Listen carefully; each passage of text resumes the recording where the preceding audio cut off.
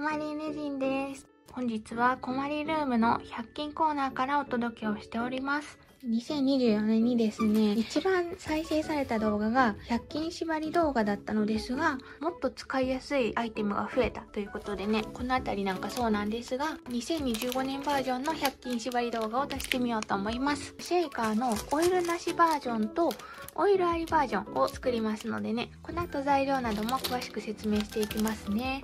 モールドはね、本当にいろんな種類が出てるんですが、今回はごく一般的な、多分一番買われてるんじゃないかなと思うんですが、猫ちゃんのシェイカーモールドを使用したいと思います。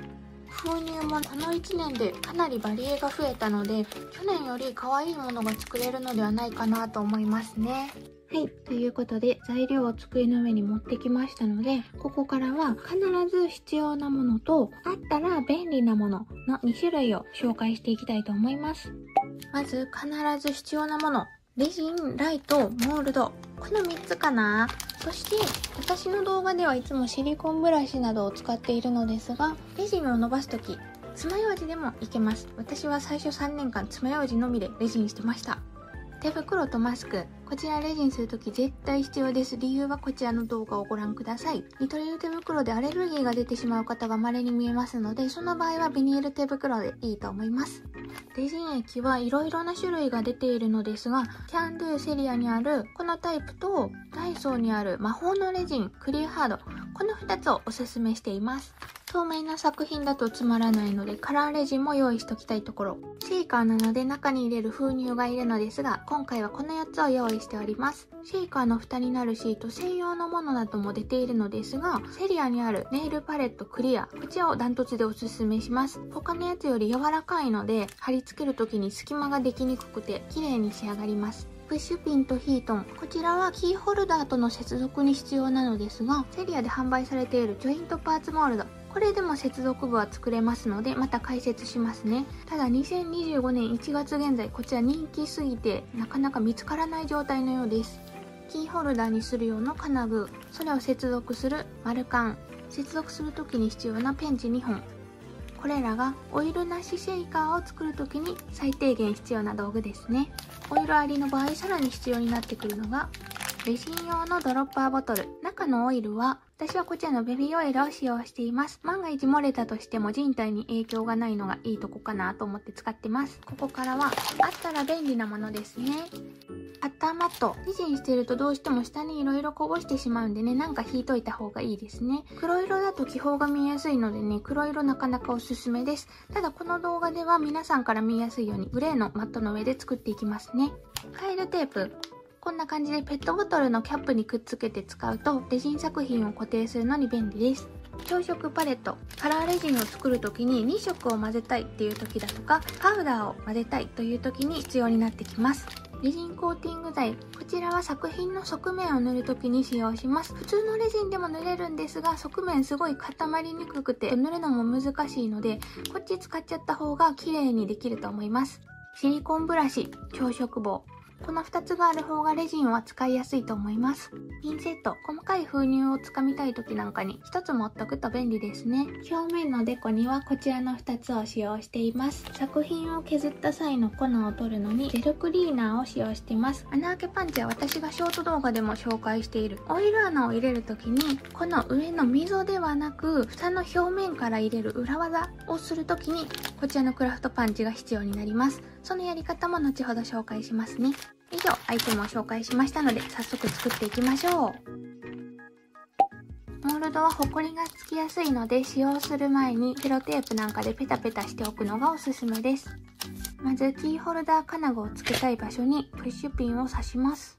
なぜプッシュピンを使うのかというと、手動の穴開けで開けると、すごい力がいるし、時間もかかるので、こちらの方が簡単にできるからですね。セリアのジョイントパーツモールドで接続部を作る方は、この工程は不要です。カラーレジンをシェイカーのフレームに流します。なかなか力がいりますね。フレームだけでほとんど1本なくなってしまいました。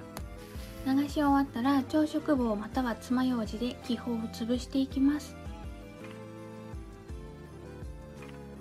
潰れない気泡がある場合はすくい上げてティッシュに取ってしまうのがいいですね。気泡を潰したらモールドの角をなぞりましょう。ここは見えないだけで小さな気泡がたくさんあるので、なぞっておかないとポコッと欠けた穴が開いてしまうことになりますので、全ての角をしっかりとなぞるようにしましょう。なぞって浮いてきた細かい気泡も頑張って取ります。ある程度気泡が取れたら、朝食スティックの平たい面で余分なレジンを取り除きます。取り除けたので、上からライトをかぶせて2分硬化します。100均のものは 6W と低いので、少し長めに当てる必要があります。固まったので、クリアのレジン液を流したいと思います。使用するのはこちらです。背面を流すときは溢れると大変なので、少しずつ様子を見ながら入れていきましょう。モールドの高さとぴったりに流すのが理想ですね。少なくても多くてもバリができてしまいます。このくらいかな。流し終わったら朝食棒で気泡を取ります。シリコンブラシを持っている方はこちらの方が気泡が取りやすいと思うので使ってみてくださいね。気泡のできやすさはレジンの粘度によって変わるんですが、今使用しているレジンは中粘度のタイプなので、取るのに結構時間がかかりますね。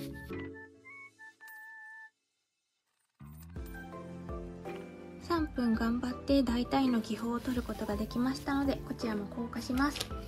まずは表を3分硬化して、さらに裏返して2分硬化しましょう。固め終わったのでモールドから取り外します。押しピンを回しながら抜いてめくってみましょう。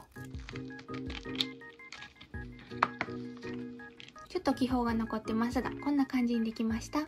今回使用したこちらの液なんですが、硬化後にしばらくベトつくという特徴がありますので、気になる方はしばらくこのまま置いておくとベトつきは収まります。100均には硬化後にベトつかない液というのも存在するのですが、その液は収縮がすごいとかね、他の面で優れてない点があるので、今回はこちらを使用しました。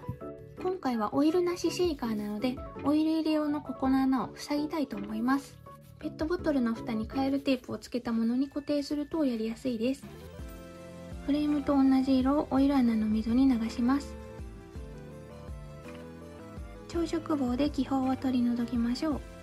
塗ったら1分固めます。こう斜めにしてみた時にね、ここがへこんでたらしっかりまだ埋めれてない状態なので、何回か塗って、とにかく穴の溝が防げていれば OK ですね。内側も斜めから見てしっかり埋まってるか確認しましょう。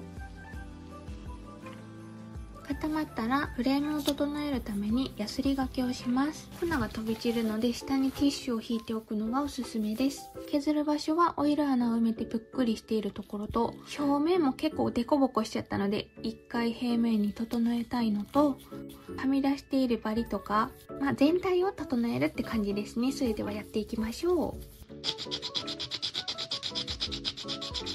指でなぞるとまっすぐ削れてるか確認することができます。ちなみに収縮しない液を使用すればこの表面のボコボコはできないのですが、残念ながら100均にある液はほとんどが収縮する液となっておりますので、頑張って削りましょう。側面のこういう場所も気になるのでヤスリで整えましょう。これでボコボコしている場所がだいたい整えられたかなと思うのですが、粉まみれなのでね、こちらは洗面所に持って行って水でジャブジャブ丸洗いするのもいいし、冒頭に紹介したジェルクリーナー、これパソコン用のアイテムなのですが、使う分だけちぎってレジンの粉を取るのにも使用できます。ダイソーが青、緑、白、黒、セリやキャンドゥは白黒が販売されているのですが、黒色のジェルクリーナーだけはレジンに色が移ってしまうという報告をいただいているので、それ以外のジェルクリーナーを使うようにしましょう。耳の角の粉が取れないので爪楊枝でほじってから取ります。粉が全て取り除けたら次の工程へ移ります。押しピンで穴を開けた場所にヒートンを差し込みます。今回はフレームが半透明で光が中まで通るのでクリアレジンでつけているのですが、半透明じゃない場合は接着剤でつけるようにしましょう。ヒートンをぐるぐると入れてから1分硬化します。ジョイントパーツを使って金具を接続する方は一番最後の裏面をぷっくりする工程でつけますので、またその時に説明しますね。続いてはシェイカーの蓋を作ります。クリアシートをフレームに当ててボールペンでシートの枠を描きます。フレームの真ん中に線が来るようにいつも描いています。かけたらボールペンの内側をカットして蓋を作りましょう。ボールペンは触ってしまうとにじむので触らないように気をつけてます。にじまない方がいい方は他のペンの方がいいんじゃないかな。ボールペンはペンの跡がついててもティッシュで拭き取れるのがいいところですね。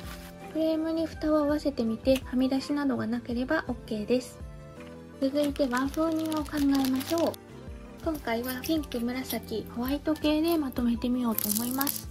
大きめのパーツが何個か入ると締まった感じが出ていいですね。こんな感じで可愛いのではないでしょうか。封入を入れた後は蓋を表面に貼り付けて、封入の高さに問題がないかチェックしましょう。こんな感じで傾けてみると実際にカバンなどにつけている時の量感がわかりやすいんじゃないかなと思います。ここからは蓋を貼り付けます。クリアレジンをフレームに塗り広げたいのですが、量が多すぎると蓋を乗せた時にはみ出してしまうので薄塗りで大丈夫です。朝食棒でフレームの内側にしっかりと塗り広げます。塗り広げたらシートを置きます。緊張の瞬間ですね。私はいつも指で端っこを固定しつつペポッと置くようにしてます。シートが浮いている場所があったら朝食棒で上から押さえるようにしています。うまく貼り付けられているようなのでこのまま1分硬化します。しっかりと蓋がついていますね。次にやることは側面のコーティングです。今回はダイソーのコーティング剤で塗ろうと思うのですが、コーティングに慣れないうちは何区画かに区切って固めるのがおすすめです。今回の場合は1、2、3、ここ長いけど一気に4という感じで。側面コーティングですが苦手な方がかなり多いので専用の動画を出しております。コツが気になる方はぜひ概要欄からご覧ください。とにかくこの角までしっかり塗るのが大事なのでね、前面や裏面にはみ出しても大丈夫なのでしっかりと塗り広げるようにしています。まず右耳だけを塗りましたので1回硬化しましょう。2分ぐらい当てないとしっかり固まらないんですが、いっぺん塗るごとに2分固めてたら時間がかかっちゃうので、まあ20秒ぐらい当てたらもう次の場所を塗り始めます。そしてまた20秒固めます。これを繰り返して全体を塗っていく感じですね。塗ってる時にポツポツができたり液が弾いちゃうよって方はね、おそらく液が足りてないのでそのあたりも動画を確認していただけたらと思います。最後に猫ちゃんの顔の下の部分一気に塗るんですが、これ分けて塗ってしまうと分けた部分に境界の跡ができてしまうので頑張って一気に塗る感じになってます。丸いシェイカーの時は一周一気に塗ったりしますね。一気に塗ると液だれのリスクが高くなったりするので、そこはやり込み要素たくさんやって上手くなるしかないかなと思ってます。上手にできたと思うので最後の硬化をします。側面なんですが光が真上から当たっているのもあってかなり固まるのに時間がかかります。100均の 6W だったら5分ぐらいは当てときたいなというところですね。しっかりライト当てたのに固まってないなって思う時は一回天日干ししちゃうのが早いんじゃないかなと思いますね。無事側面が綺麗に塗れたので続いては表面を塗っていこうと思います。今回はダイソーのレジンフィルムとセリアのデコシールでまずはレジンフィルムを表面に埋め込みます。使いたい分をカットしましょう。スイートラブにしようと思いますよ。フィルムを乗せたい場所にクリアレジン液を流して薄く塗り広げフィルムを乗せます。文字を配置したら30秒ぐらい硬化します。固定できたのですがシートの隙間から気泡が出やすくなっているのでレジンを薄塗りして硬化しておきましょう。これで表面はぷっくりした際の硬化中に気泡が出てくるのを防ぐことができます。これも30秒ぐらいで大丈夫です。さてここからは表面をぷっくりするのですがここで初めてダイソーの魔法のレジンが出てきます。私的には100均の中では一番質がいいレジンと思ってるんですが、なぜモールドの部分で使わなかったのかというとめちゃくちゃ粘度が高くて気泡が入りやすいからモールドでは取り扱いにくいんですよね。見てわかる通りこんな水飴みたいな質感なので、その代わり今みたいに表面を盛るときは垂れにくくてすごい使いやすいんですよね。注意なのがここでも止めたいよって時に液止まらないんで結構少ない段階で流すのやめた方がいいですね。こんなもんかな。あとはシリコンブラシで端っこまでしっかりと塗り広げます。表面ぷっくりについても動画を出していますので、気になる方は概要欄からご覧くださいね。この辺までしか塗れてない方をよく見かけるかな、初めてやる人だと。結構端っこまでいけちゃう。ただ、やりすぎると横に垂れてくるもんで、その辺の調整が慣れないと厳しいよなと思いますね。ここからまた気泡を頑張って取っていく感じになります。この表面ぷっくりを固める直前にデコをのせます。ギュッと下に押し付けちゃうと液がはみ出したりするので、そーっとのせますね。こういうラインストーンタイプのデコは表面にレジンがつくと一気に輝きが消えてしまうので、埋め込まないように気をつけましょう。最後にデコの位置をしっかりと調整して硬化したいと思います。最後のこのぷっくりの硬化の時にライトから作品がこんな感じではみ出さないようにだけ気をつけてください。はみ出してる場所だけ硬化不足で液が垂れてきたりするので、とにかく全体にしっかり光が当たるようにだけ気をつけましょう。あとは裏面は同じようにぷっくりさせるだけですね。はい、ここでジョイントパーツモールドを使って接続したい方に軽く説明したいと思うのですが、ここにクリアレジンを流しまして超色棒で広げます。裏表1分固めるとこんなパーツが完成するので、横向きにした時にへこんでる場所、ここにレジン液を塗ってもらって接続したい場所にペポッとつけてくださいね。硬化したらその後に裏面ぷっくりの工程を行えば OK です。裏面は同じようにぷっくりさせるだけですね。金具を取り付けていきたいと思います。必要なのはペンチ2本です。それぞれの役割なのですが、平ペンチはこんな感じで物を曲げるときとまっすぐ整えるときなんかに使うことが多くて、丸ペンチはくるっと丸めたいときに使うものなんですが、今回丸カンを開けるだけなのでどんなペンチでも問題ないです。とりあえず2本必要です。よーく見ると切れ目が見えると思うのでね、上下に開く感じですね。じゃーん。で、開いたらヒートンとキーホルダーの部分を接続し、縦に開いたのをまた逆の力で元に戻す。そんな感じで閉じていきます。外れて落ちることがあるので、いつも2つつけるようにしています。これで OK ですね。100均に可愛いチャームがたくさん売ってるので、丸カンに通してチャームがあるだけで高見えになりますね。続いてはオイルシェイカー、中にオイルを入れる時のやり方を説明したいと思います。今回は色を2色混ぜて、さらにラメも入れようと思っているので、混ぜるために調色パレットが必要になります。赤、黄色、クリアの3色を絞ってメンダコの色を作ろうと思います。クリアを流して赤色を黄色を入れて混ぜてみましょう。まだ量が少ないんですが、ここから少しずつ足して調整していく感じになりますね。もうちょっと濃度薄くてもいいかなと思うのでクリアレジンを足します。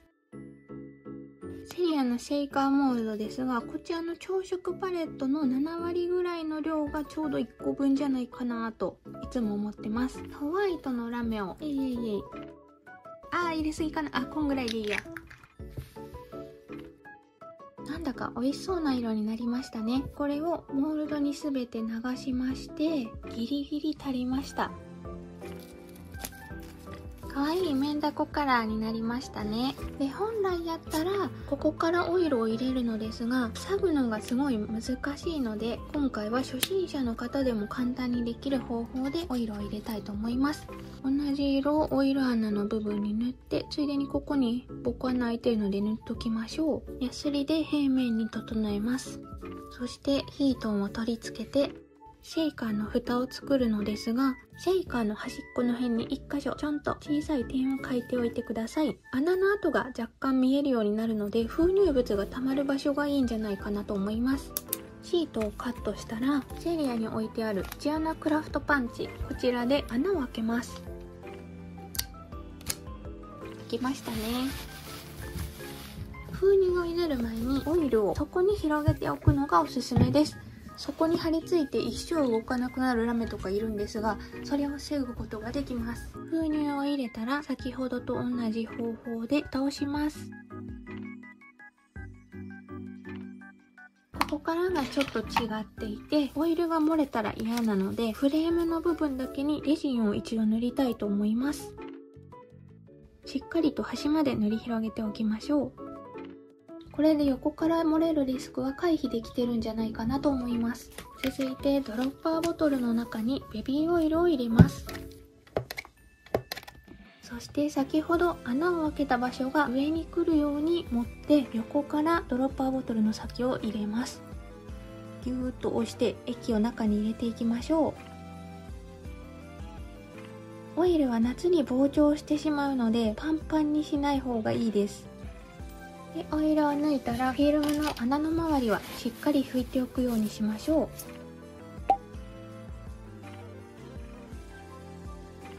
穴の埋め方ですが、モールドにレジンを1滴だけ垂らして薄く広げたものを硬化します。この小さなレジンの裏に薄くクリアレジンを塗り広げ、穴のある場所にペポッとのせましょう。これを硬化したら穴はしっかり防げると思います。こんな感じになっていますね。念のためフレームの中の部分、シートの上の部分だけレジンを薄く塗り広げて固めておきましょう。このような状態になったので、あとは先ほどと同じように側面を全部塗り、表裏ぷっくりしたらこんな感じですね。ここからね、よく聞いていただけるシェイカーに顔を描く方法。私よくこんな感じの顔を描いてるのですが、これ100均のでできないのってよく聞いてもらえるんでお答えしたいと思うのですが、黒色のレジンは100均には置いてない気がするんですよね。私はいつもはこちらのレジンが混じっている黒色の着色剤で顔を描いてるのですが、100均にはこういうものはないということで、別のやり方を説明したいと思います。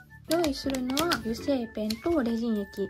レジン液はなるべく高粘度の方がいいので、これが一番高粘度かな。まずシェイカーの表面にキャラクターの顔を描きます。一発描きなので緊張しますね。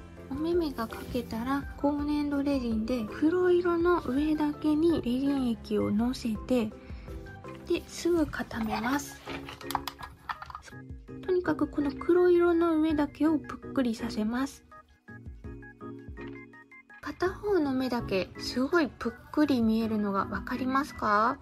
この感じで描いてもらったら黒いレジンがなくてもぷっくりお目目ができるのではないかなと思います。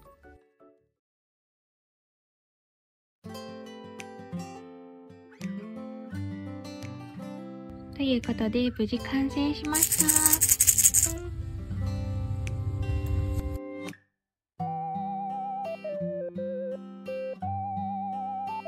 ここまで動画を見てくださってありがとうございました。じゃあまたね。バイバーイ。